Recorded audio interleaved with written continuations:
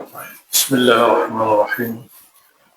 السلام عليكم ورحمة الله وبركاته.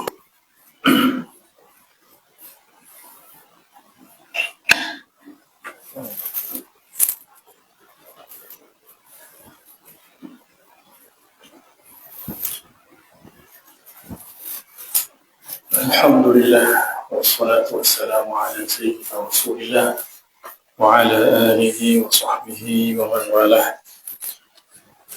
رب اشرح لي صدري ويسر لي أمري واحلل عقدة من لساني يفقهوا سبحانك لا علم لنا إلا ما علمتنا إنك أنت العليم الحكيم. ربنا زدنا علما وارزقنا فهما وارزقنا عملا صالحا وافتح علينا بفتح العارفين وبأسمائك وعشر وتم بالخير برحمتك يا أرحم الراحمين. أما بعد.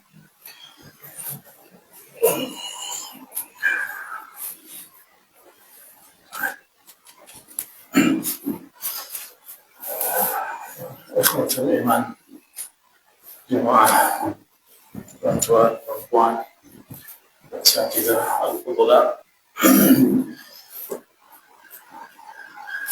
insyaallah kita akan mulakan dengan kitab salat al-muqarrabin, itu terjemahan kepada terjemahan kitab salat al-muqarrabin yang dia ada 6 araf juga.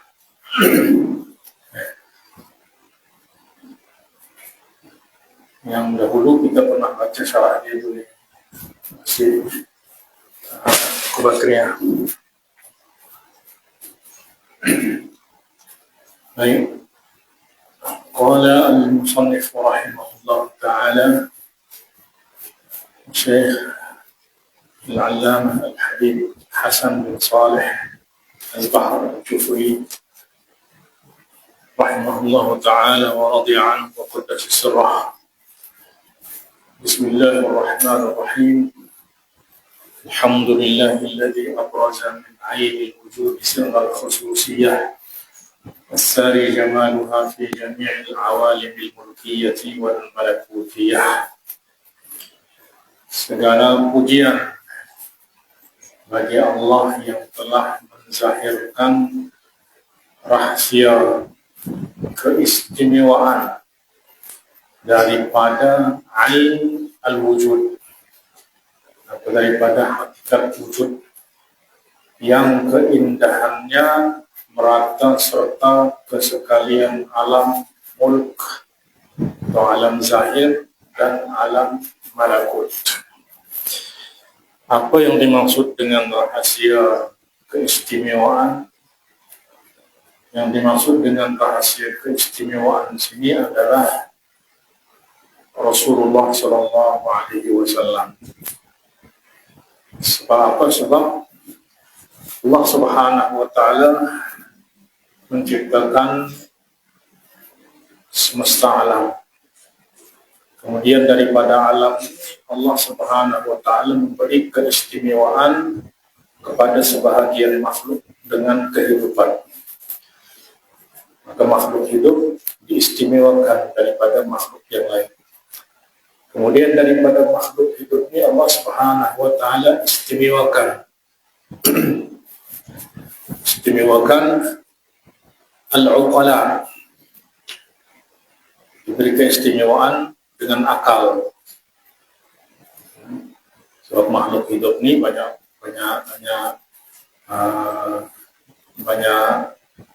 jenis. Ada yang mempunyai roh, ada yang tak mempunyai roh. Yang mempunyai roh itu adalah malaikat, jin, manusia, hayawan. Yang hidup tapi tak punya roh adalah tumbuh-tumbuhan. Kemudian daripada makhluk hidup ini Allah Subhanahu wa taala istimewakan al-uqala, 3 jenis makhluk yang diistimewakan dengan akal, yaitu malaikat, jin dan manusia. Daripada 3 ini Allah Subhanahu wa taala istimewakan 2, yaitu malaikat dan manusia.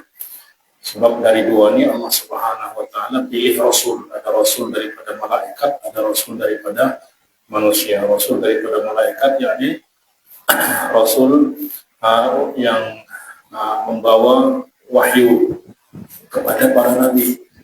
Kemudian daripada dua, daripada malaikat dan manusia, Allah Subhanahu wa taala istimewakan al-anbiya, para nabi. Kemudian daripada nabi, Allah istimewakan para rasul. Daripada para rasul, Allah istimewakan ulul azmi. Daripada ulul azmi, Allah istimewakan Rasulullah sallallahu alaihi wasallam. Maka keistimewaan itu berujung kepada Rasulullah sallallahu alaihi wasallam. Maka rahasia keistimewaan adalah rahasia yang dikandung pada diri Rasulullah sallallahu alaihi wasallam. Sama ada pada diri Rasulullah atau pada risalah yang dibawa oleh Rasulullah sallallahu alaihi wasallam. Itulah sebab dia kata as-sari jamaluha fi jami'il awalimil mulkiyah, yang keindahan apa yang dibawa oleh Rasulullah sallallahu alaihi wasallam atau apa yang ada dalam diri Rasulullah itu merata serta ke sekalian alam, yang diisyaratkan di dalam firman Allah, wa ma arsalnaka illa rahmatan lil alamin. Ar-rahmah kulluha jamal. Karena rahmat itu semuanya adalah indah. Baik. Lil alamin. Alam ni ada alam zahir, ada alam malakut, dan semua mendapatkan bahagian daripada keindahan rahasia tersebut ataupun rahmat. وصلى الله على سيدنا محمد طبة الأرواح العرشية وفرد الحضرة الذاتية وطور التجليات الإحسانية ونقطة الانفعال المدحية منها مراكز الأنوار الصمدية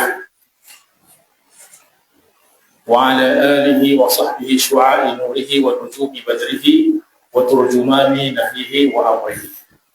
Semoga Allah melimpahkan salawat ke atas penghulu kami Nabi Muhammad sallallahu alaihi wasallam, yang merupakan kiblat kepada jiwa-jiwa yang bersifat seperti arash.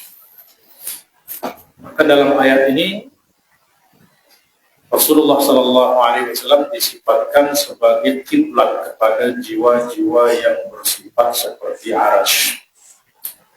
Apa makna Rasulullah adalah kiblat kepada jiwa-jiwa yang bersifat seperti arash? Pertama, kiblat adalah arah di mana, secara istilah, arah di mana kita menghadapkan wajah dan badan di dalam solat. Dan kiblat solat kita adalah Al-Ka'bah, Al-Baitul Haram, dan sebelumnya adalah Al-Baitul Maqdis. Maka seperti mana solat tidak akan sah melainkan kita menghadap kepada kiblat, maka Allah Subhanahu wa taala juga menjadikan bagi jiwa kita kiblat. Kiblat di dalam dia beriman kepada Allah. Maka jiwa yang beriman kepada Allah itulah jiwa yang disifati seperti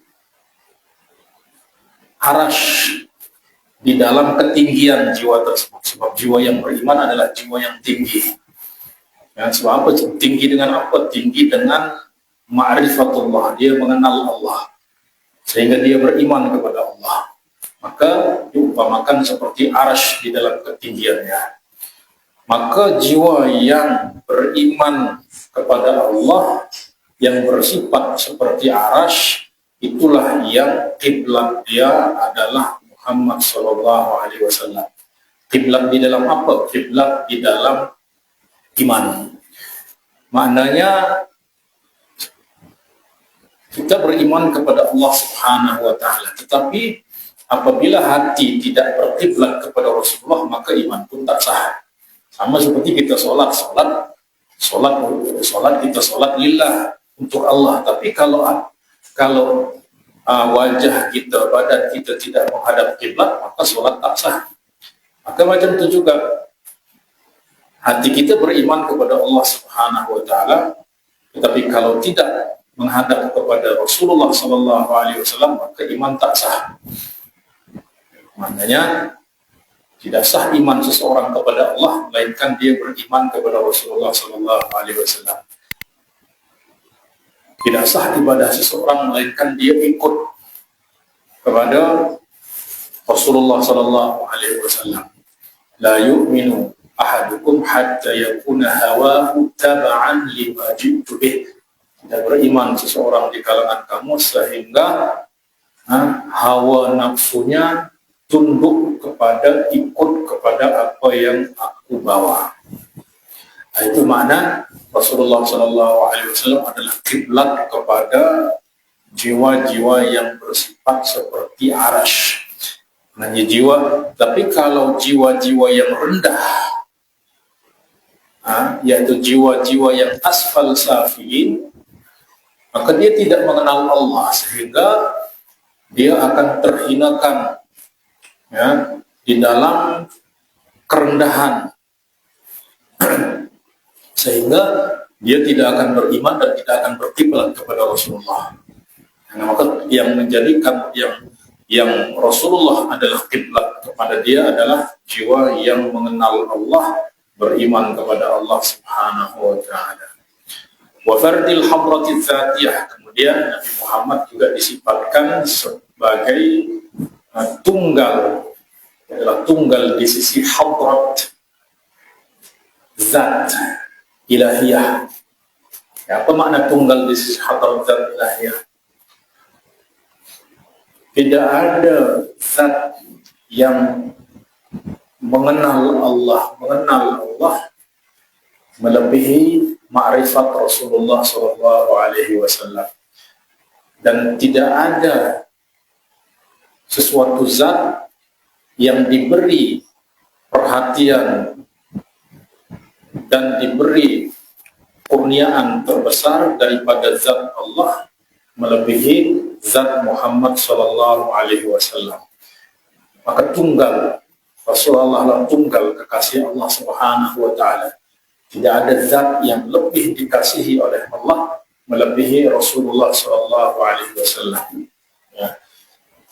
Oleh sebab itu kita lihat bahkan di dalam sholat pun, sholat adalah kita bermunajat kepada Allah Subhanahu wa taala,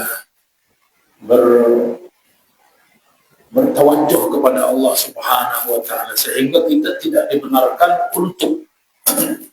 untuk bercakap kepada makhluk. Ya. Tak dibenarkan kita di dalam sholat bercakap kepada makhluk. Siapapun dia, melainkan kepada satu orang, yaitu Rasulullah Sallallahu Alaihi Wasallam.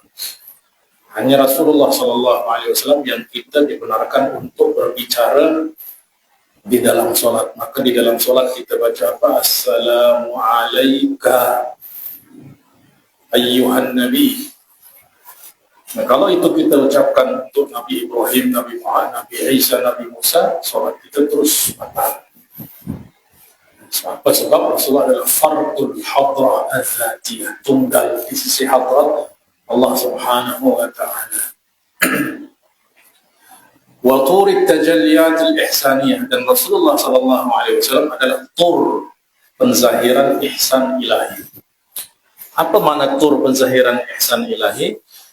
Tur adalah nama gunung yang ada di Sinai, yang ada di Sinai atau di Sina di Mesir.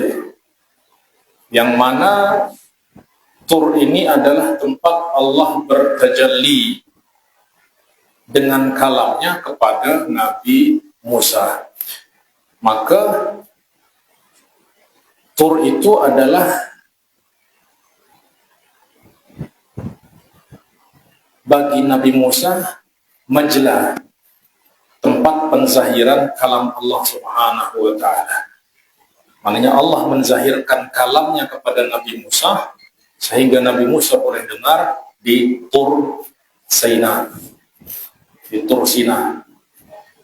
Baik, apa kaitan dengan Rasulullah sallallahu alaihi wasallam?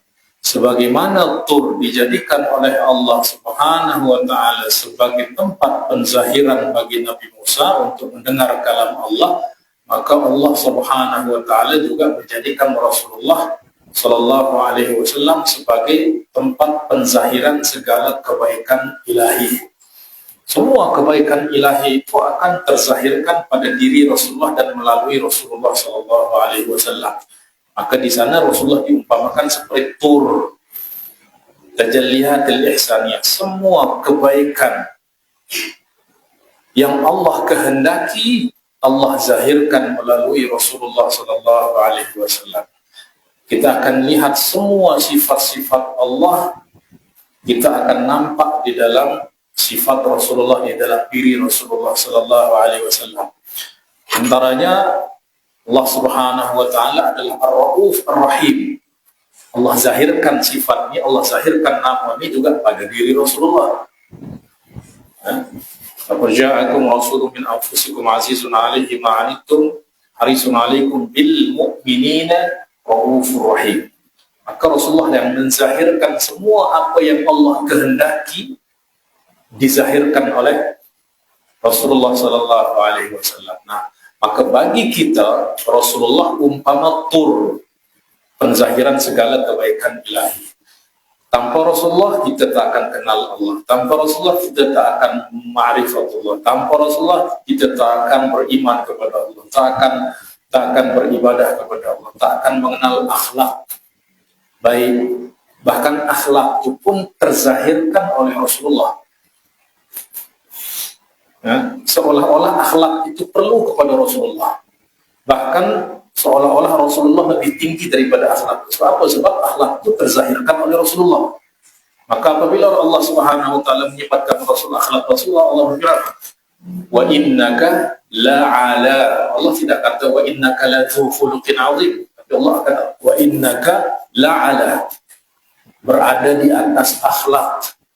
Sebab apa? Sebab akhlak baik itu tak akan terzahirkan kecuali oleh sebab Rasulullah Sallallahu Alaihi Wasallam. Bahkan kebenaran tersembunyi di dalam tersembunyi, maka yang menzahirkan adalah Rasulullah. Laqad ja'akum minallahi nur, qad ja'akum minallahi nur wa kitabun mubin. Nur itu siapa? Nur itu adalah Rasulullah. Sebab tanpa Rasulullah kebenaran itu akan terbenam, tak nampak. Maka Rasulullah zahirkan kebenaran itu.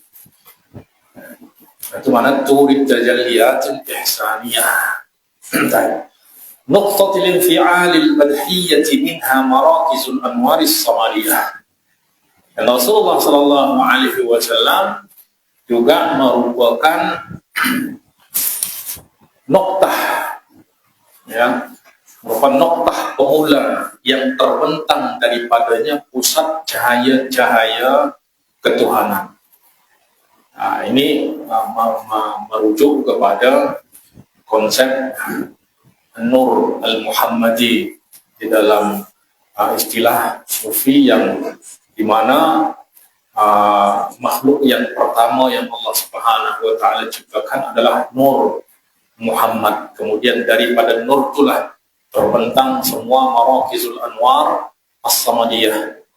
Anwar as-samadiyah maknanya semua yang ada di dalam minal arsh wal farsh was samawat wal ard wal nujum, semua itu adalah anwar, ya, yang noktah pemulanya adalah Rasulullah Sallallahu Alaihi Wasallam. Wa ala alihi wa sahbihi syu'a'i nurihi wa nujumi badrihi. Dan juga kita memohon dilimpahkan salawat ke atas ahli keluarga dan para sahabatnya. Syu'a'i nurihi, yang mana para sahabat ini diumpamakan seperti sinaran cahaya baginda. Syu'a ini adalah sinar yang terpancar. Maka yang memancarkan sinar Rasulullah Sallallahu Alaihi Wasallam kepada kita adalah para sahabat. Ya, para sahabat, sebab mereka lah yang menerima cahaya daripada Rasulullah Sallallahu Alaihi Wasallam. Kemudian cahaya itu mereka pancarkan kepada orang-orang yang selepas mereka, para tabi'in, untuk para sahabat dan ahlul bait. Maka diumpamakan seperti syu'a nurihi, pancaran ataupun sinaran cahaya, ya, baginda Sallallahu Alaihi Wasallam. wa nujumi badrihi, dan mereka juga diumpamakan seperti bintang-bintang bagi purnama Rasulullah sallallahu alaihi wasallam. Apa sebab Rasulullah adalah purnama? Apabila purnama itu terbenam, maka diganti oleh bintang-bintang di dalam memberi petunjuk. Wa bin nujumi hum yahtadun. Apabila tidak ada bulan, maka semasa Rasulullah sallallahu alaihi wasallam, Rasulullah yang pancarkan sinar. Kemudian selepas wafatan Rasulullah sallallahu alaihi wasallam, maka para sahabatlah, para ahlul baitlah yang kemudian mengganti Rasulullah sallallahu alaihi wasallam untuk memberi petunjuk dan cahaya hidayah kepada umat manusia. Wa turjumani nahyihi wa amrihi, dan mereka lah juru bahasa kepada segala perintah dan larangannya. Maknanya perintah Rasulullah disampaikan kepada kita oleh mereka, karena mereka lah yang menyerap, ya, yang pertama menyerap segala cahaya yang daripada Rasulullah sallallahu alaihi wasallam. Maka perintah para sahabat yang terjemahkan kepada kita, larangan juga mereka yang sampaikan kepada kita. Maka mereka diumpamakan seperti juru bahasa. Ya. Baik, itu khutbatul kitab. Baik. Kemudian qala wa ba'du fa inna as-salata lamma kanat ruhal a'mali wa haqiqata maratibil wasli wal ittisali wa sirra latifatil wujudi fi azalil azali wa biha yadhharu an-nurul ar-rabbani al-mughatta fi qalabil ashkali. Di sini disebutkan 4 sifat daripada hakikat sholat. Maka musannif kata wa ba'd, sesungguhnya ya, sholat itu oleh kerana ia merupakan roh kepada sekalian amalan. Maka hakikat sholat itu adalah dia adalah roh kepada sekalian amalan. Roh secara istilah adalah sesuatu yang dengannya segala makhluk yang hidup menjadi hidup. Tanpa roh, semua akan menjadi mati. Maka solat diumpamakan sebagai roh kepada sekalian amal. Yaitu amal apa? Amal soleh. Itulah sebab nanti pada hari kiamat, yang pertama-tama Allah Subhanahu wa ta'ala pertanyakan kepada seorang hamba adalah solatnya. Awwalu ma yuhasabu al-'abdu yawmal qiyamah as-salah. Fa idza salahat salaha sa'iru amalihi. Apabila solat dia baik, maka baiklah semua amalan-amalannya. Ya, maknanya dah dijamin semua amalan-amalan dia pasti baik kalau solat dia baik. Wa idza fasadat fasada sa'iru amalihi. Apabila solat dia rusak, maka rusaklah semua amalan-amalan dia. Sebab solat adalah roh. Ya, solat adalah roh kepada semua amalan. Maka orang kalau dia nak jadi baik, jadi orang yang soleh, orang yang soleh tentu adalah orang yang beramal soleh, berbuat baik. Kalau dia nak baik, dia kena baiki solat dulu. Sebab apa? Sebab Allah Subhanahu wa ta'ala qala inna salata tanha 'anil fahsya'i wal munkar. Yang menjadikan orang tak baik itu dia berbuat keji dan berbuat kemungkaran. Nah, supaya dia bersih daripada perbuatan keji dan mungkar, maka solat. Ya. Maka yang pertama, solat adalah roh kepada sekalian amal. Ya, pada sekalian amal. Nah, oleh sebab itu kalau kita lihat solat ini dia beza daripada ibadah-ibadah lain. Di mana Allah Subhanahu wa ta'ala Kalau semua ibadah-ibadah lain itu Allah turunkan melalui Jibril alaihissalam. Tetapi sholat Allah jemput Rasulullah SAW untuk berjumpa terus dengan Allah Subhanahu Wa Taala dan menerima sholat secara langsung daripada Allah Subhanahu Wa Taala. Sebab sholat adalah roh kepada sekalian amal. Ya. Oleh sebab itu di dalam azan panggilan dia hayya 'alas shalah, hayya 'alal falah. Maka semua kebaikan, keberuntungan, kebahagiaan bergantung kepada sholat. Ya. Itu yang pertama. Yang kedua, wa haqiqata maratibil wasli wal ittisal. Sholat adalah hakikat kepada martabat wasl. Wasl itu adalah hubungan Allah dengan hamba. Hubungan Allah dengan hamba itu untuk dia apa? Anugerah, kurniaan. Maka sholat adalah anugerah Allah Subhanahu Wa Taala kepada hamba. Walittisal, alittisal itu adalah hubungan hamba dengan Allah Subhanahu Wa Taala. Al-wasl minallah, walittisal minal abd. Nah, maka hakikat hubungan Allah dengan hamba dan hamba dengan Allah adalah sholat. Oleh sebab itu apabila seseorang terputus daripada sholat, terputus hubungan dia dengan Allah Subhanahu Wa Taala. Oleh sebab itu, kalau kita lihat dari sekalian ibadah-ibadah lain itu, sholat saja yang, nah, kalau puasa atau kalau zakat itu tidak diwajibkan tiap hari, tiap minggu, tiap bulan, tak. Dia hanya diwajibkan sekali dalam setahun, itu pun kalau dia punya harta, seseorang punya harta yang mencapai kepada nisab. Nah, maknanya kalau dia tidak sholat, maknanya dia hanya berbuat baik sekali dalam setahun. Macam itu juga puasa. Puasa itu hanya 1 bulan dalam 1 tahun. Maknanya kalau dia tidak beribadah melainkan puasa, maknanya hidup dia kosong daripada kebaikan. Maknanya hanya dapat kebaikan sekali dalam 1 tahun. Haji pun macam itu juga. Haji diwajibkan sekali dalam seumur hidup. Maknanya kalau dia tak sholat, maknanya dia hanya dapat kebaikan sekali dalam seumur hidup. Tapi sholat bukan hanya tiap hari, bahkan 5 kali dalam sehari. Sebab hamba itu tak boleh jauh daripada Allah. Kalau dia jauh daripada Allah Subhanahu Wa Taala, maka dia akan hampir kepada syaitan, kepada dunia, kepada kerosakan.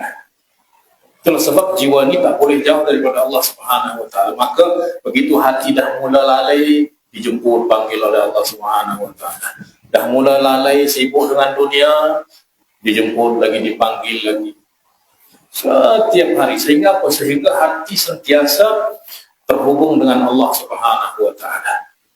So, kalau dia terputus daripada sholat, maka dia terputus daripada Allah Subhanahu Wa Taala. Dan orang kalau dia dah terputus daripada Allah, apa kebaikan yang akan dia dapat? Sebab Allah apa? Wasal, Allah memberikan anugerah limpahan kurnia itu melalui sholat. Apabila sholat dia terputus, maka wasal daripada Allah. Wasal itu makna dia apa? Al-waslu al-atiyah. Dalam bahasa Arab, al-waslu al-atiyah. Pemberian anugerah daripada Allah itu Allah limpahkan melalui sholat. Anugerah itu adalah segala kebaikan daripada Allah. Itulah sebab hayya 'alas shalah, hayya 'alal falah.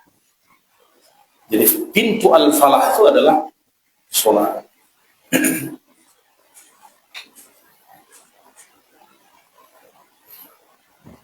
Sebab hati akan tenang, hati akan bahagia apabila dia tenang. Dan hati itu akan meraih ketenangan apabila dia tetap dekat kepada Allah Subhanahu Wa Taala. Itulah sebab dalam sehari kita kena berhubung dengan Allah selama sebanyak 5 kali. Ya, tak dibiar oleh Allah menjauh. Sebab apa? Sebab kalau jauh hati daripada Allah Subhanahu Wa Taala, sudah tidak ada kebaikan yang akan didapat, tidak ada ketenangan di dalam hidupnya. Ya. Nah, itu hakikat sholat yang kedua. Yang pertama adalah dia ada roh kepada sekalian amal. Maknanya amal tanpa sholat dia akan mati. Sama seperti badan ini, kalau tak ada roh dia akan mati. Kemudian yang ketiga, wasirra latifatil wujudi fi azalil azal. Ya. Dan sholat adalah rahasia halus. Sirra latifat, rahasia kehalusan, ya, al-wujud fi azalil azal, kehalusan rahasia halus penciptaan sejak azali. Apa yang dimaksud dengan rahasia halus ini? Latifatul wujud maknanya al-hikmah ar-rabbaniyah fi iradati ijadil mawjudat.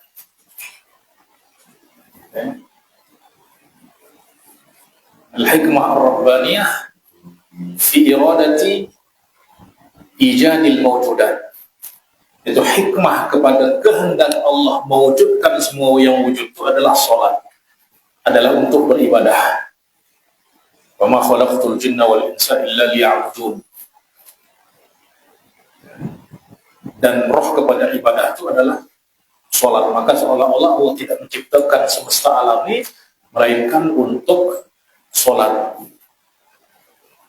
Wa in min syai'in fis samawati wal ardi illa yusabbihu bihamdihi. Semua beribadah kepada Allah Subhanahu wa taala. Maknanya rahasia yang Allah kehendaki untuk menciptakan wujud ini, rahasia azali yang Allah Subhanahu wa taala, sebab iradah Allah itu adalah azaliyah, ya. Maka solat adalah rahasia halus atau hikmah rabbaniyah di dalam kehendak Allah untuk menciptakan semua wujud ini. Maknanya semua diciptakan untuk mendirikan sholat, beribadah kepada Allah Subhanahu wa ta'ala, dan masing-masing sholat dengan cara mereka sendiri. Bahkan benda mati pun dia sholat kepada Allah, burung-burung pun dia sholat kepada Allah, langit dan bumi pun sholat kepada Allah, bahkan ar-ra'd, petir pun sholat kepada Allah, bisabbihur ra'du bihamdi. Tidak ada sesuatu pun di bumi ini melainkan dia sholat. Maka rahasia iradah azaliyah pada Allah dalam menciptakan wujudnya adalah sholat. Kemudian yang keempat daripada hakikat sholat adalah biha yadhharun nurur rabbani al-mughatta fi qalabil ashkal. Dengan sholat, ya, dengannya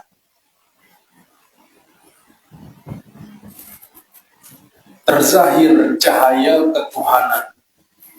Cahaya ketuhanan itu apa? Rahasia ketuhanan, al-asrar al-ilahiyah yang ada pada tiap-tiap makhluk, yang mana rahasia itu tertutup oleh tampilan zahir, tapi akan nampak cahaya ataupun rahasia kekuasaan Allah itu dengan sholat. Maka seolah-olah apabila, ya, seolah-olah mu'alif kata, apabila kamu nak disingkapkan rahasia ketuhanan dalam setiap makhluk, maka bukalah pintu rahasia itu dengan sholat. Apa rahasia ketuhanan itu? Maknanya dalam setiap ciptaan Allah ada rahasia-rahasia kudrah ilahiyah. Tapi rahasia kudrah ilahiyah itu tak nampak oleh apa? Oleh tampilan zahir. Oleh sebab itu para ulama kata al-hikmatu hijabul kudrah. Al-hikmatu hijabul qudrah, maknanya qudrah Allah itu terhijab, macam tak nampak oleh hikmah. Hikmah itu apa? Asbab, tampilan zahir.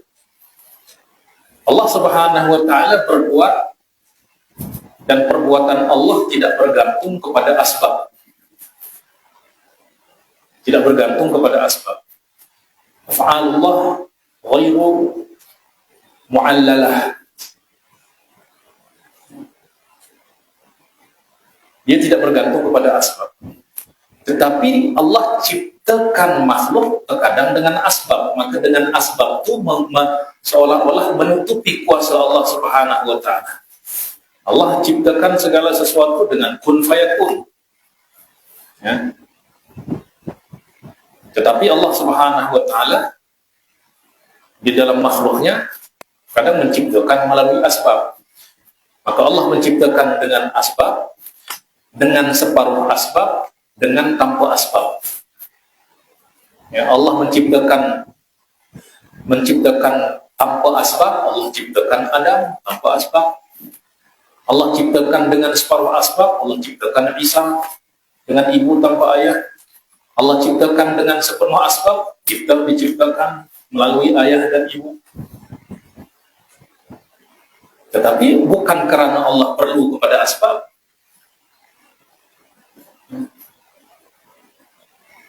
Nah, maka dalam setiap makhluk, dalam setiap ciptaan Allah ada rahasia-rahasia kuasa Allah, tapi tertutup oleh tampilan zahir dan juga tertutup oleh asbab, sehingga macam nampak asbab yang berbuat. Memberi rezeki adalah Allah, tapi banyak rezeki itu kita dapati melalui makhluk. Jadi seolah-olah tak nampak Allah yang beri rezeki, terhijab oleh asbab. Nah, tetapi bagi orang yang hati dia terhubung dengan Allah melalui sholat, dia tidak akan terhijab oleh tampilan zahir, tak terhijab oleh asbab. Dia akan melihat yang menggerakkan adalah Allah Subhanahu wa taala, yang hakikat yang berbuat adalah Allah Subhanahu wa taala, dan makhluk hanyalah asbab, dan asbab ghairu mu'aththirah bidzatiha, tidak memberikan pengaruh, tak berikan kesan. Sebab al-mu'aththir fil fi'li huwa Allah, wa laysa lit-ta'thiri fil fi'li illa lil-wahid al-qahhar. Tidak ada yang boleh memberikan pengaruh, kesan, natijah di dalam perbuatan melainkan hanya bagi Allah Subhanahu wa taala. Maknanya rahasia-rahasia ketauhidan yang ada di dalam segala sesuatu akan nampak apabila hati telah tersinarkan oleh sinaran sholat. Jadi seolah-olah pintu ataupun kunci pembuka kepada rahasia-rahasia itu adalah sholat. Maknanya apa? Maknanya orang apabila hati dia dah terbuka, pintu hati dia dah terbuka, maka hijab itu akan lenyap. Maknanya asbab itu tidak akan nampak. Sehingga dia diberi rezeki, dihantar oleh orang, dia tidak akan melihat orang itu sebagai pemberi rezeki, tapi dia akan ingat Allah, dia akan kata alhamdulillah.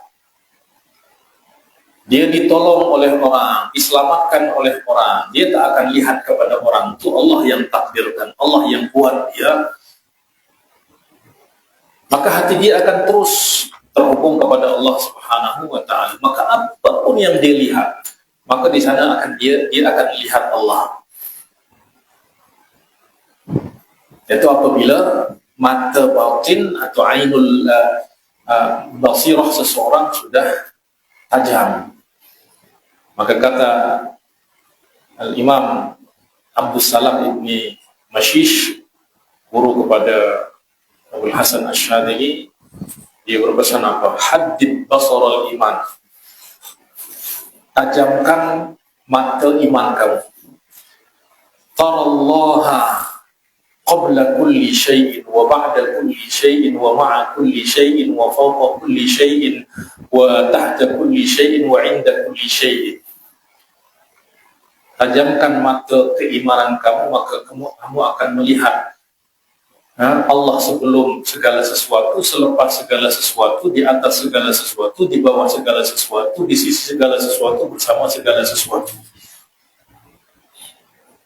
Dia akan hanya lihat Allah subhanahu wa ta'ala. Sebab yang punya wujud yang sebenar adalah Allah.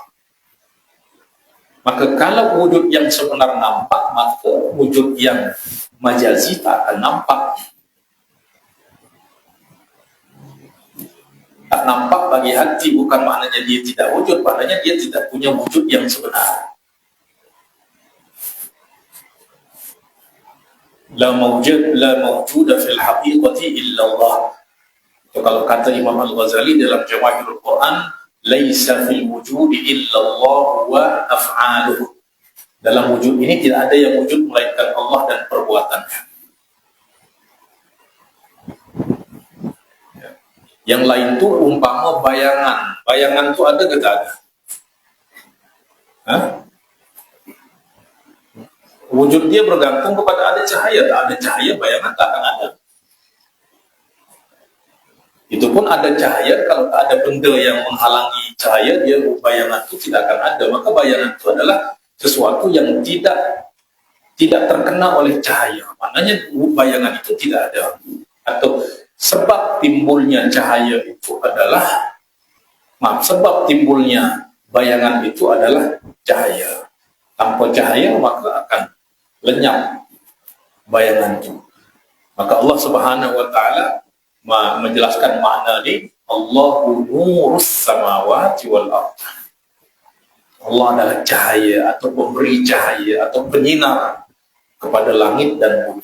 Maknanya tanpa sinaran daripada Allah, langit dan bumi tidak akan terwujud. Nah, maka hati apabila dia sudah terhubung dengan Allah dan rahasia itu akan terbuka baginya melalui salat, maka dalam apapun yang dia lihat, dia akan melihat Allah Subhanahu wa ta'ala, melihat kuasa Allah Subhanahu wa ta'ala. Asbab itu akan lenyap daripada pandangan dia. Maka dia akan melihat al-muharriku Allah, yang menggerakkan segala sesuatu adalah Allah Subhanahu wa ta'ala. Nah, sehingga apabila orang dapat memandang bahwa segala yang berlaku itu adalah atas kehendak Allah, maka orang itu akan sampai kepada makom namanya makom ridha. Sebab semua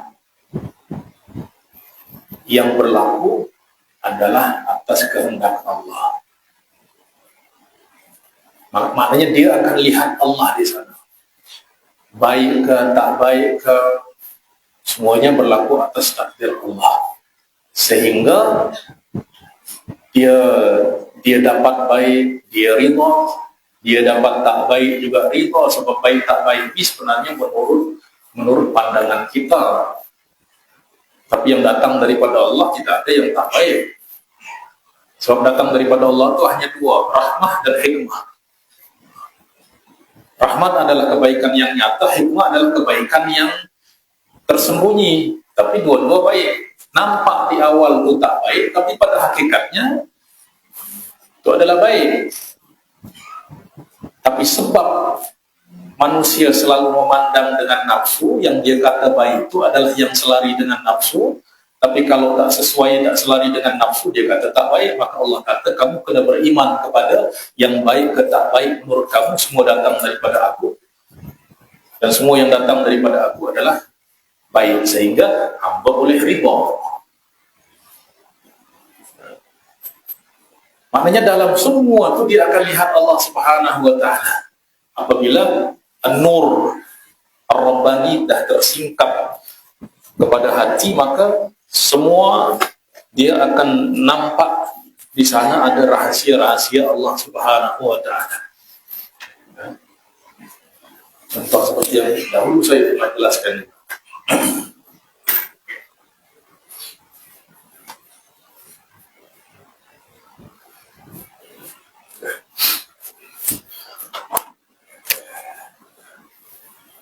Ini adalah lingkaran wujud, bulatan wujud. Ya, semua yang ada di sini diwujudkan oleh Allah Subhanahu wa Ta'ala, dan semua yang berlaku itu adalah kehendak Allah, ketentuan Allah Subhanahu wa Ta'ala. Tapi ketentuan Allah itu oleh pandangan kita itu ada yang baik, ada yang buruk. Ya tak? Kita melihat ada yang baik, ada yang buruk. Tapi semua itu datang daripada siapa? Allah. Allah itu sifat dia apa? Maha baik, maha pengasih, maha penyayang, maha bijaksana. Ada tak perbuatan Allah yang tidak disertai dengan kasih sayang, dengan kebaikan? Allah maha baik. Ada tak suatu perbuatan yang dari yang maha baik tidak baik? Kita kata orang ini bijaksana, sangat bijak, maka tidak ada perbuatan yang tidak baik. Sebab dia bijak. Dan kalau manusia yang kita kata bijak, dia bijaksana, punya kebijaksanaan, pasti semua perbuatan dia akan baik.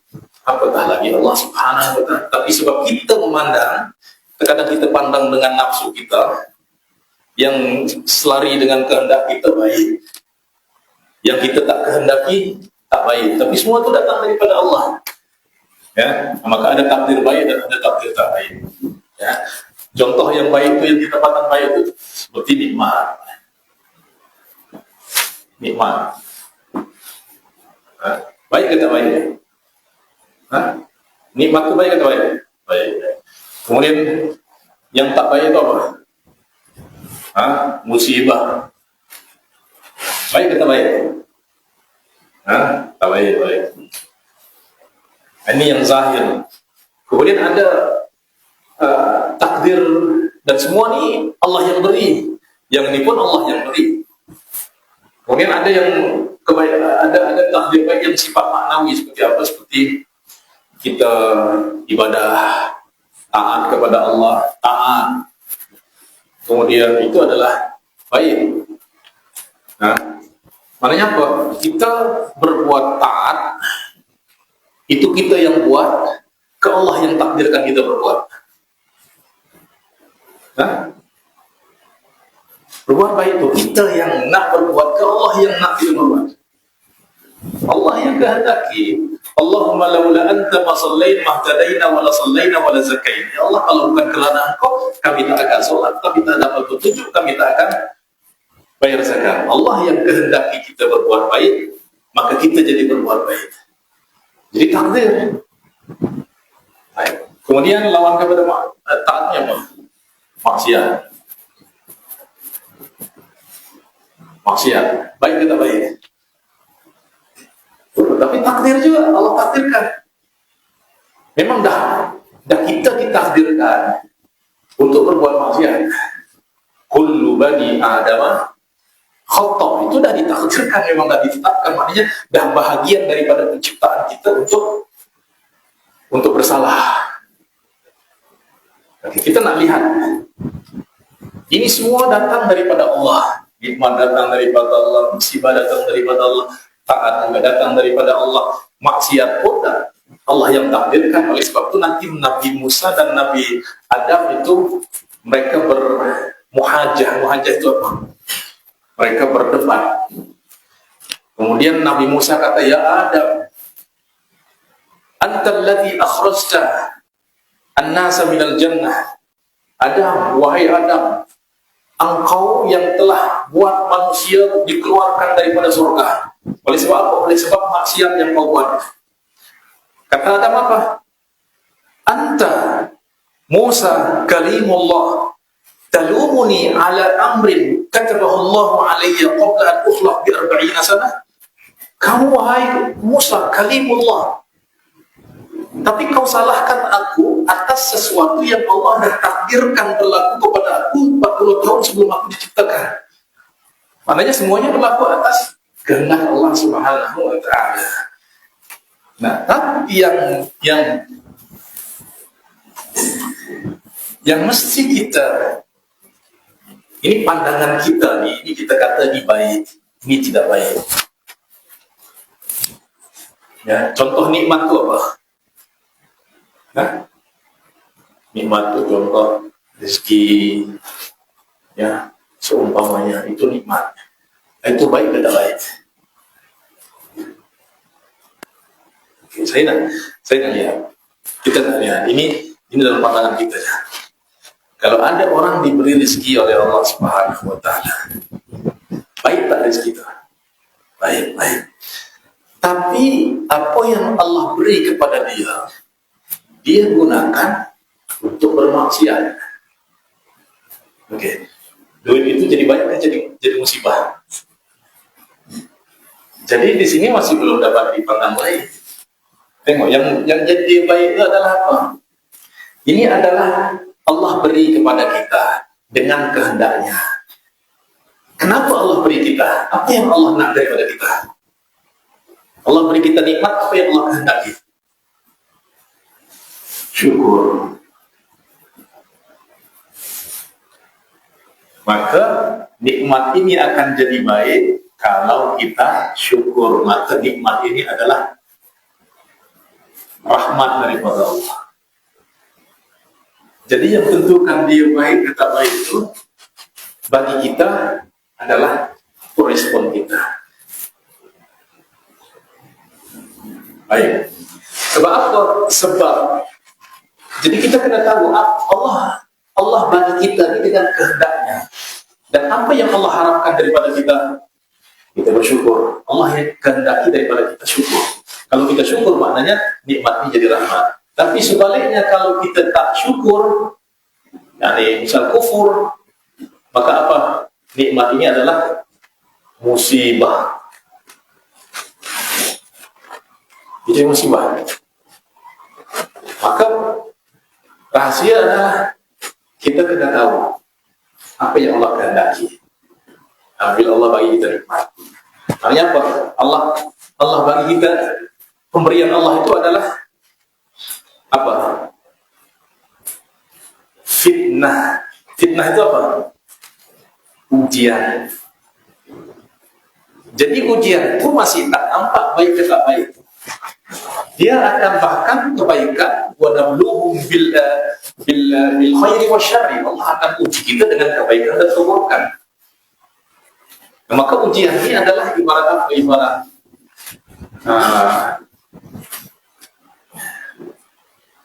sesuatu yang memang Allah sebenarnya nak lihat apa respon kita. Oke. Ada orang yang ditimpakan musibah. Semua orang akan kata musibah ini adalah takdir yang buruk. Tapi menurut pandangan kita, musibah Allah timpakan kepada kita, apa yang Allah inginkan, apa yang Allah kehendaki. Apa yang Allah kehendaki apabila Allah bagi kita musibah? Sabar. Ya, atau lebih tinggi daripada itu, ridho. Maka musibah ini adalah rahmat dari Allah. Wa basyiris sabirin alladzina idza asabatuhum musibatun qalu inna lillahi wa inna ilaihi raji'un ulaika 'alaihim shalawatun wa rahmah. Jadi musibah itu adalah rahmat. Gimana kita boleh kata kita kata tak baik? Dia akan jadi tak baik itu kalau kita tak sabar. Nah, kalau kita tak sabar, memang dia akan jadi malapetaka. Musibah itu akan jadi malapetaka kalau tak sabar. Sebab apa? Sebab tidak menepati kehendak Allah. Nah, oke. Kemudian taat. Baik atau baik? Confirm? Okay. Solat baik atau baik? Baik. Kenapa Allah kata fawailul lil musallin? Kalau memang solat itu baik, kenapa wailul lil musallin? Ingat, yang jadikan di baik itu adalah bukan hanya di sini saja. Ini masih ujian nih. Masih ujian. Apa yang Allah kehendaki apabila kita taat? Apa yang Allah kehendaki kita dalam menjalankan taat, dalam menjalankan ibadah? Allah nak apa?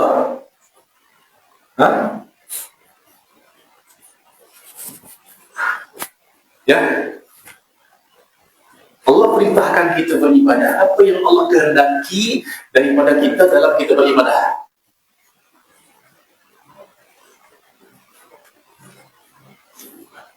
Ikhlas. Wa ma umiru illa liya'budullah mukhlishina lahu-d-din. Maknanya kita diminta untuk ikhlas. Maka taat ini adalah rahmat dari Allah Subhanahu. Ya, tapi kalau tak ikhlas, dia boleh jadi musibah juga. Fawailul lil musallin. Ya. Sebab kalau tidak ada keikhlasan, taat ini dia akan berubah jadi maksiat. Dia taat ini akan jadi baik kalau ikhlas. Kalau tidak ikhlas, maka dia akan berubah jadi maksiat. Sedekah jadi maksiat, baca Quran jadi maksiat, jihad, mati syahid pun jadi maksiat. Kalau yang dia kehendaki itu bukan Allah Subhanahu wa Ta'ala. Ya? Oke, yang last maksiat baik atau baik? Baik. Tapi Allah yang takdirkan, Allah yang kehendaki. Mana kita kata Allah kehendaki sesuatu yang Dia maha baik. Semua yang Allah kehendaki bagi kita itu semuanya adalah ujian. Ujian itu maknanya apa? Allah nak lihat apa yang kita buat, apa yang kita buat, apa respon kita. Ya. Tapi apabila seseorang ditakdirkan berbuat maksiat, itu maknanya Allah tengah uji dia. Apa yang Allah kehendaki apabila orang berbuat maksiat? Berbuat dosa. Taubat. Maka maksiat ini dia akan berubah jadi rahmat.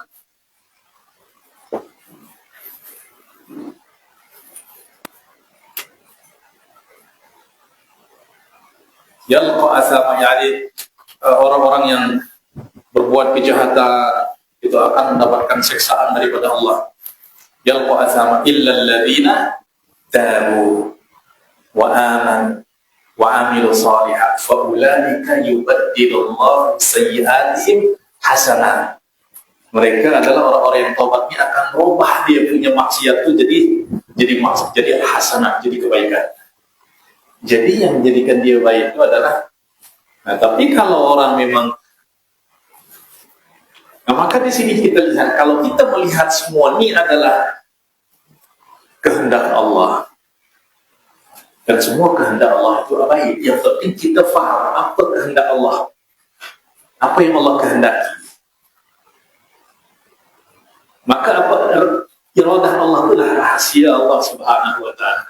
Sehingga orang dimanapun dia berada, dia diberi nikmat, dia tahu apa yang Allah kehendaki, ada kewajiban.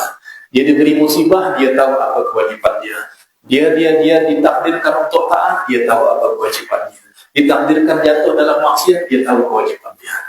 Dan kita dalam kehidupan kita tak akan terlepas dalam setiap saat itu daripada empat ini. Pasti ada. Kalau kita tak berada dalam nikmat, kita berada di sini. Kalau kita tak berada di sini, maknanya kita tengah berbuat maksiat. Tapi semua berlaku atas kehendak Allah. Ya. Ini contoh kepada memandang semua yang ada di alam, di dalam wujud ini. Kita hanya terkadang melihat hanya tampilan zahir saja. Oleh sebab itu tak boleh kita apabila melihat orang berbuat maksiat terus kita hukum sebagai ahli maksiat. Kita tak tahu, kita tengok dia berbuat maksiat, tapi kita tak tengok apa yang dia buat selepas berbuat maksiat itu. Kita hanya lihat dia berbuat buruk. Atau sebaliknya, kita hanya memuji seseorang dengan kebaikan dia, tapi dia berbuat baik itu untuk apa? Itu yang kita tak tahu. Allah yang tahu. Maknanya kita banyak kali tertipu oleh tampilan zahir. Nah, supaya tak tertipu oleh tampilan zahir itu, supaya terlihat rahasia-rahasia kebaikan, keindahan Allah Subhanahu wa Ta'ala, buka dengan sholat. Nah, itu makna wa biha yadhharu nurur rabbani al-mughatta fi qalabil ashkal, dengannya terzahirkan cahaya rabbani yang tertutup oleh tampilan zahir. Dalam nikmat, baik musibah, buruk itu tampilan zahir. Belum tentu orang berbuat baik dia baik. Allah yang tahu dia baik atau tak baik.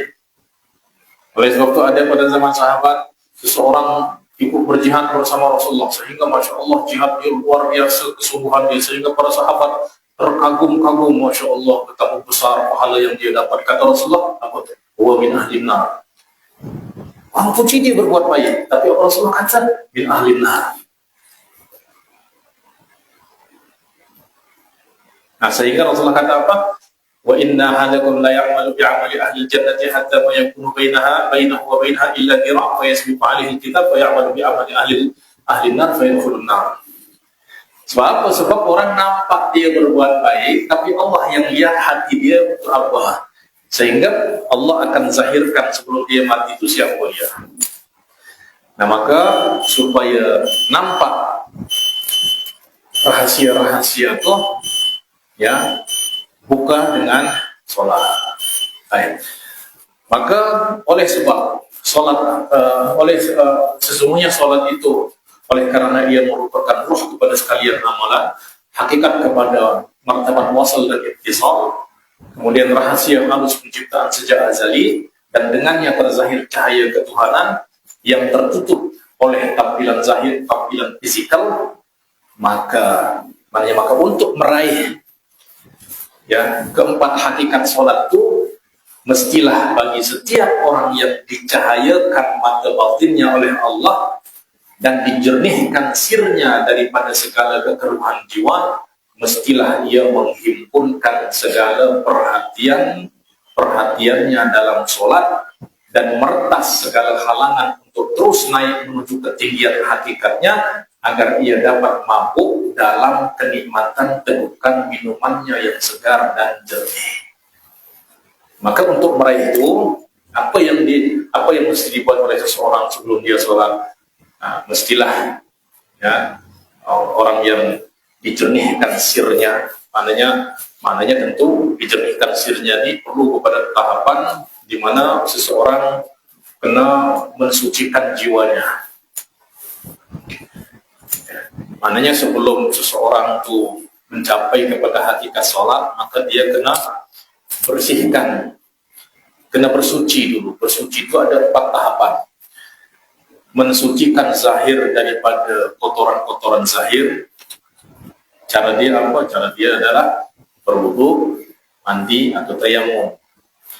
Alatnya apa? Air atau debu, tanah. Yang kedua, mensucikan zahir daripada kotoran-kotoran maknawi. Zahir ini apa? Anggota tubuh kita. Dari kotoran-kotoran maknawi. Kotoran-kotoran maknawi itu apa? Dosa, maksiat. Itu kena bersihkan. Mata kita, telinga kita, tangan kita, kaki kita, perut kita, kemaluan kita. Bersihkan daripada kotoran-kotoran zahir. Nah, selepas itu tingkatan yang ketiga, membersihkan batin daripada kotoran batin. Atau membersihkan hati daripada kotoran hati.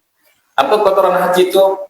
Ya, penyakit-penyakit hati, ria, ujub, takabur, hasad, dan umpamanya. Dia kena bersihkan.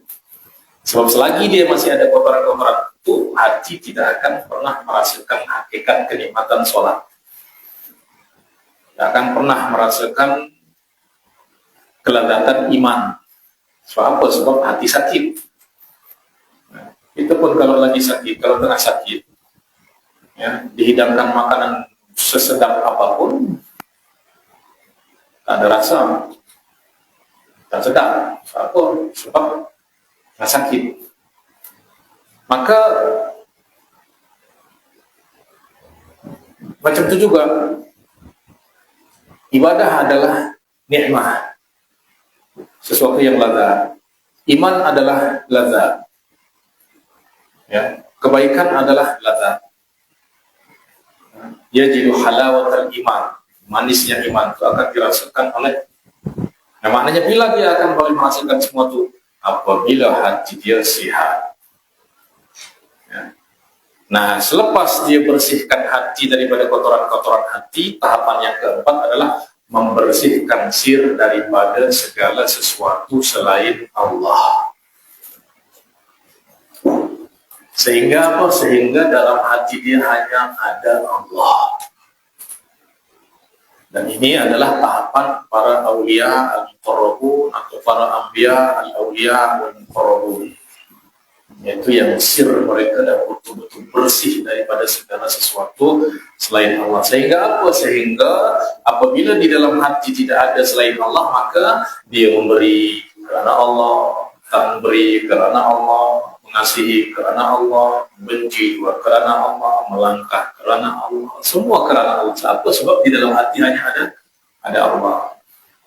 Nah, apabila sudah 4 tahapan itu dia lewati, dia lalui, barulah dia boleh menghimpun segala perhatian dia ke dalam solat. Ya. Ham itu apa? Ham itu pikiran kita, akal kita, hati kita, rasa itu menyatu. Bila dia boleh menyatu, kalau di dalam hati itu hanya ada Allah.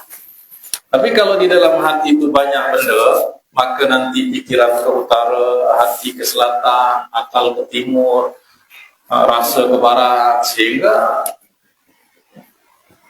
la yadri kam shalla wa kam raka'a wa kam sajad, sehingga tak sedar dia solat berapa rakaat. Sebab pikiran dia ke mana, hati dia ke mana, akal dia ke mana, rasa dia di mana, mulut dia ke mana. Mulut kata inna salati wa nusuki wa mahyaya wa mamati lillahi rabbil alamin, mulut, tapi hati tak tahu berkelana ke mana. Sebab dia belum melalui 4 tahapan daripada bersuci tadi. Nah, sehingga apabila yajma'al ham, dia dah boleh menghimpunkan segala perhatiannya dalam solat, maka di sanalah dia akan terus naik dalam ketinggian hakikat solat dan merasakan kelazatan minuman solat yang disebut dengan al-khusyu'. Wa innaha lakabiratun illa 'alal khashi'in. Sesungguhnya solat itu amatlah berat melainkan kepada bagi orang-orang yang khusyuk. Khusyuk itu maknanya apa? Akal dia, pikiran dia, hati dia, rasa dia, khayal dia memang dah menyatu. Ya, kalau badan kita di masjid, hati kita di tempat kerja. Pikiran kita di rumah, rasa kita tak tahu di mana. Sehingga apa? Sehingga solat itu tak beri kesan, tak beri pengaruh di dalam pembentukan saksiyah, imaniyah dan akhlakiyah kita. Sehingga keluar solat pun sama seperti sebelum solat. Akan ada orang yang selepas solat justru lebih teruk lagi. Fa'iza tatahhara minal akdar. Ini tadi apabila dia sudah, seseorang telah bersuci daripada segala kotoran, itu tadi yang 3 tahapan, sucikan zahir daripada kotoran zahir, mensucikan zahir daripada kotoran maknawi, mensucikan hati daripada kotoran hati. Kemudian wa khala'a ribqatal adhyar, dan melepaskan tambatan jiwa daripada segala sesuatu selain Allah. Ini tahapan yang keempat, mensucikan sir daripada selain Allah. Nah, apabila dia sudah buat semuanya, nah ini kita berbicara tentang sholat para wali, bukan sholat kita. Ini yang kita bicarakan ini adalah sholat para wali. Jernih di mereka sholat, maknanya mereka dah sucikan jiwa mereka, mereka dah sucikan hati mereka, bahkan sebelum itu mereka dah sucikan zahir mereka.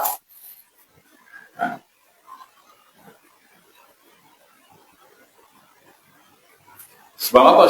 Selagi hati itu masih terpaut terikat dengan selain Allah, maka selama itu dia tidak akan dapat berjalan menuju Allah Subhanahu wa taala. Ya, umpama orang yang nak berlari tapi kaki dia terikat, maka tak boleh. Ya. Atau selagi masih ada keterikatan kepada selain Allah, maka dia belum sempurna jadi hamba Allah.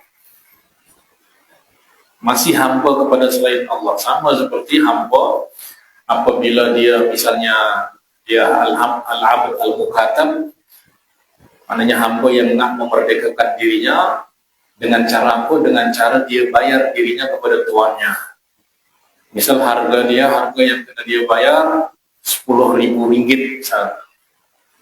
Maka dia dah bayar selama 1 tahun atau selama 10 tahun, selama 5 tahun. Ya, selama 5 tahun dia dah bayar 9.999, baki satu ringgit. Boleh dikata merdeka tak? Tak boleh. Dia masih jadi hamba. Ya. Kurang 1 sen pun masih belum boleh dia merdeka. Dia akan merdeka apabila betul-betul dah terlepas daripada segala tanggungan. Betul-betul juga hati ini akan merdeka, menjadi merdeka dan murni jadi hamba Allah Subhanahu wa taala apabila ya dia dah dapat melepaskan tambatan jiwa daripada segala sesuatu selain Allah. Nah, lepas tu kalau dia dah buat macam tu, dia dah bersuci dan hati dia lepaskan daripada segala sesuatu selain Allah, ya, maka lepas tu sifat berdiri, maka hendaklah ia berdiri dengan penuh kerendahan dan kehinaan di hadapan kehebatan Maharaja yang Maha Menakluk. Ya.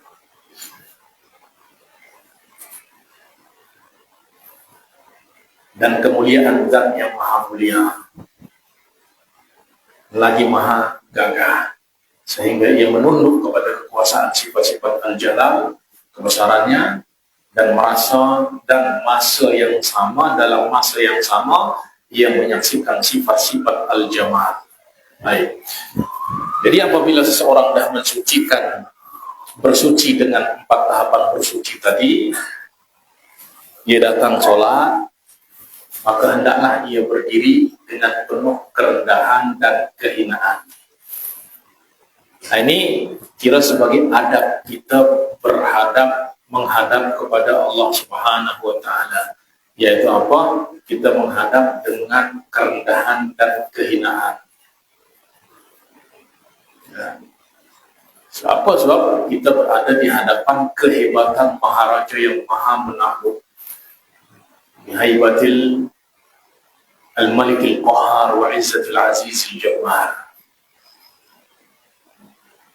Dan merendah ini akan menjadikan kita layak untuk dipandang oleh Allah Subhanahu wa taala daripada awal. Ini orang datang kepada Allah dengan adab, dengan kerendahan hati, kehinaan diri, maka daripada awal Allah dah pandang dia dengan pandangan rahmah dan kasih sayang. Ya. Tapi kalau daripada awal dia dah tak beradab, maka Allah tak pandang. Nah, macam kita kalau kita nak temu duga untuk dapat kerja, maka apabila kita masuk dalam bilik temu duga itu, maka akan masuk dengan ada, tutup pintu dengan ada, berjalan dengan ada, sehingga yang menguji dia akan tengok daripada awal, ini saya nak dibeli, jadi pandang daripada awal. Nah, macam itu juga, ya, daripada awal hati itu memang kita kena kawal. Kita nak berhadap kepada siapa? Kepada Allah. Dalam solat ini kita akan banyak permohonan kepada Allah, maka kita zahirkan kalau diri kita itu hina. Ya.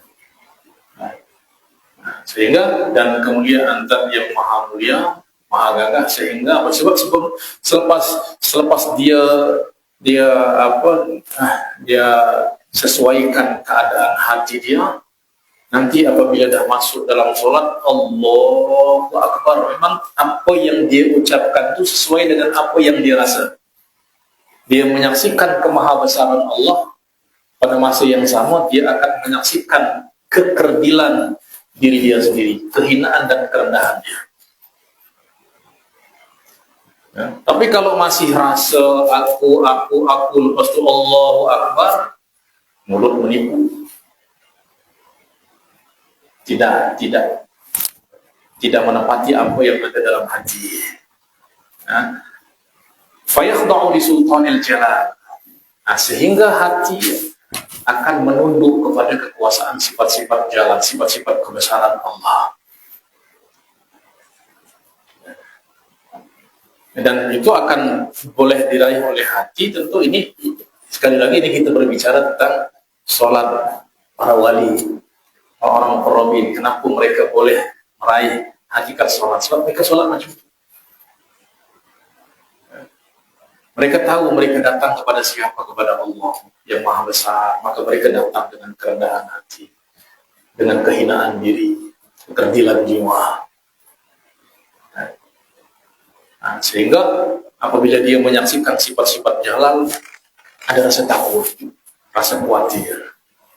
Tapi pada masa yang sama, dalam masa yang sama, dia juga menyaksikan sifatul jamal, sifat kasih sayang, sifat rahmat, sifat kebaikan, sifat al-lutuf. Sehingga apa? Sehingga melahirkan rasa harap kepada Allah Subhanahu wa ta'ala. Ya. Lalu ia minta merayu dengan penuh kesungguhan agar dikurniakan keteguhan untuk berdiri di hadapan Maha Besar lagi Maha Tinggi.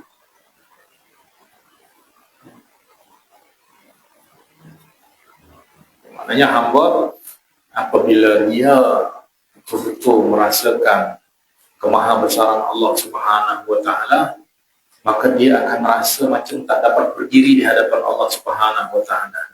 Sehingga apa?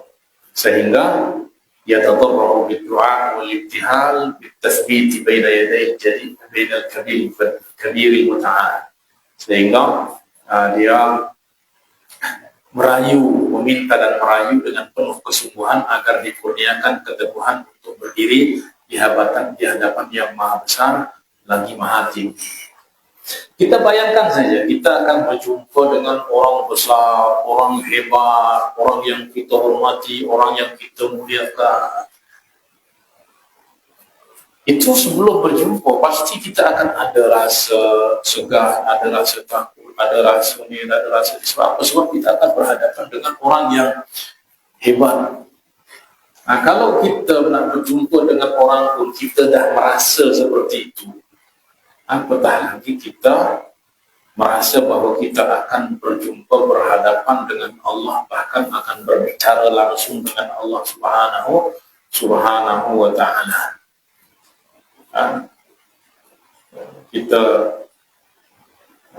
Kita di hadapan para pemimpin, di hadapan presiden, hadapan raja, kita menunduk. Apatah lagi kepada raja, kepada segala raja yang ada di semesta alam.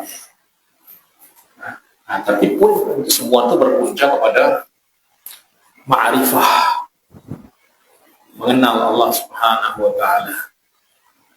Sebab kalau kita tak kenal, samalah kalau kita jumpa dengan orang yang kita tak tahu siapa dia. Tak akan ada rasa hormat, rasa tak ada. Sebab kita tak tahu siapa dia. Tapi kalau kita tahu, kita jumpa dengan orang yang kita muliakan, Masya Allah, kita menunduk di hadapan dia. Tanpa dia suruh kita menunduk, hati kita yang memang menunduk, sehingga badan pun ikut menunduk. Maka apabila hati menyaksikan kemahamuliaan Allah, dia akan menghina. Kemahabesaran Allah, dia akan merasa kecil. Keagungan Allah, dia akan merasa rendah. Itu memang kaidah hati itu seperti itu. Nah, maka Allah bagi contoh kepada kita penzahiran kepada jalal pada manusia sehingga kita merasa takut, merasa gerun. Allah juga menzahirkan kebaikan-kebaikan pada makhluk juga sehingga kita ada rasa berharap. Dan semua itu adalah penzahiran daripada sifat-sifat Allah Subhanahu wa ta'ala. Supaya apa? Supaya apabila Allah meminta kita untuk merendah, kita tahu apa itu merendah. Sebab kita dah rasa merendah di hadapan manusia. Sebab kalau Allah tak zahirkan sifat-sifat itu di dalam makhluknya, kita akan tahu apa itu merendah, apa itu keagungan, apa itu kemuliaan.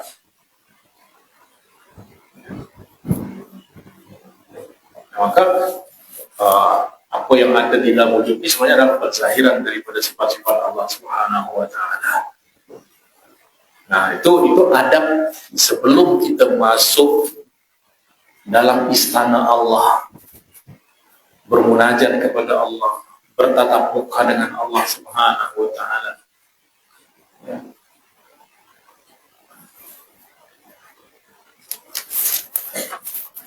Kemudian Allahu Akbar, nanti selepas sudah. Hah? Sekarang 4, jam berapa? Sudah, masalah. Baik.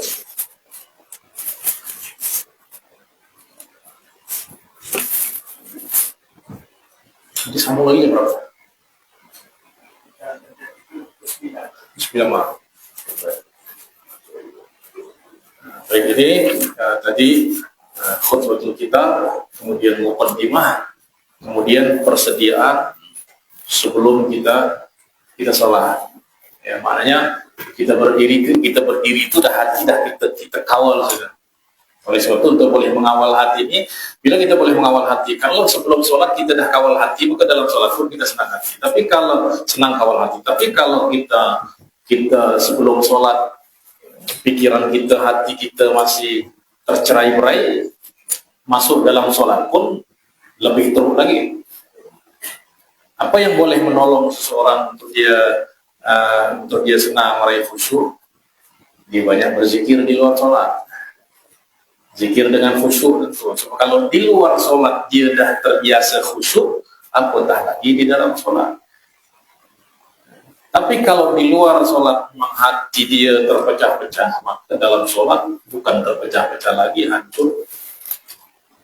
Nah, oleh sebab itu sebelum kita datang sholat itu memang kita kena lepas semua dulu. Ya. Sebesar apapun, sepenting apapun, lepas kejauh. Sebab selagi kita masih ingat, ingatan kita itu nanti akan bercabang. Dan setan tahu apa. Setan itu masuk daripada mana? Daripada kehendak kita. Dia tahu apa yang kita inginkan, apa yang sibukkan hati kita. Nah, sehingga dia akan terus, kalau kita pernah ingat sesuatu, sebelum kita sholat kita sibuk pikiran kita dengan sesuatu, maka sesuatu itu akan dihadirkan oleh syaitan di dalam sholat kita, sehingga sesuatu yang kita tak ingat dalam sholat, sebelum sholat pun akan kita ingat di dalam sholat. Ya. Baik jemaah yang dimuliakan Allah Subhanahu wa taala, untuk sesi pertama ini saya cadangkan dalam 2 sampai esok ya. Yang sekorom ini sampai esok pagi ya.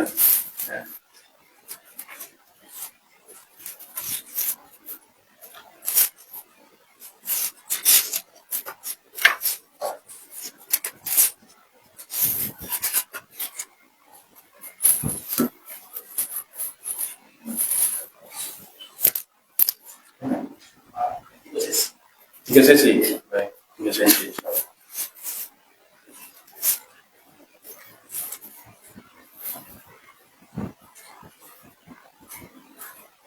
Baik, lepas nanti kita akan masuk pada penghayatan takbiratul ihram, kemudian doa iftitah, kemudian isti'adah dan bacaan surat Al-Fatihah.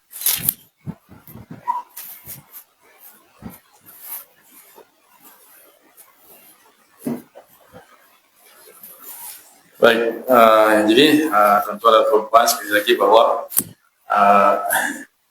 kita bukan nak meraih untuk segera dapat sholat seperti sholat para muqarrabin, tapi ini sebagai pembangkit semangat dan motivasi kepada kita untuk sekurang-kurangnya boleh meniru mereka atau boleh menghampiri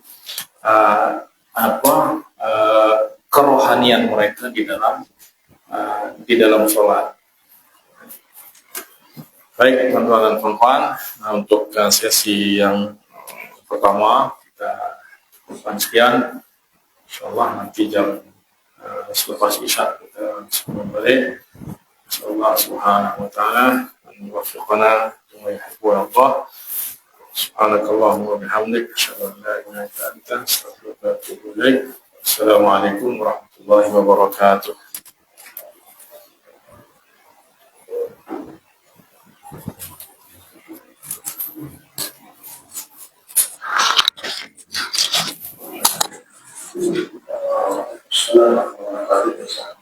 Biasa, insyaallah malam ini kalau boleh kita ayat saksi lah, ayat saksi ayat Malaysia ke 9 dalam kita